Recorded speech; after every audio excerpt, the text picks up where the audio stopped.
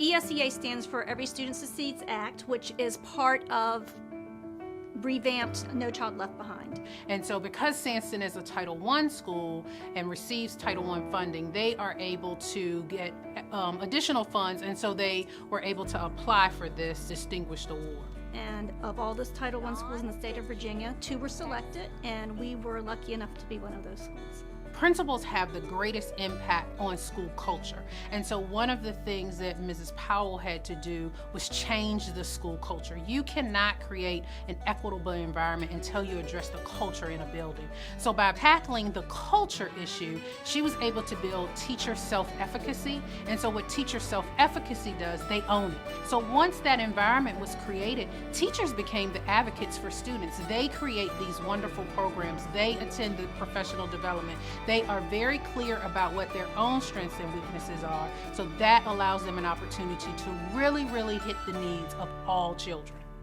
Every child deserves a champion, an adult who will never give up on them. So I watched a TED Talk that Rita Pearson did, and her TED Talk was about every kid needs a hero. And so here at Sandston, every child has an adult that they can go to and celebrate with, and and have, if they didn't do well on a test, talk about what we can do to do better on that test. So every kid has an adult here that's not their classroom teacher. So one of the unique things about Sandston under Mrs. Powell's leadership is that she started with her most vulnerable students. So when you start with your most vulnerable students, it gives you an opportunity to see what their needs are and build your scheduling and programming around them. And so all kids benefit. We really weren't trying to get an award. What we were trying to do is make sure that all of our children become life ready. All of our children have the skill set to know that they can grow and that they can achieve.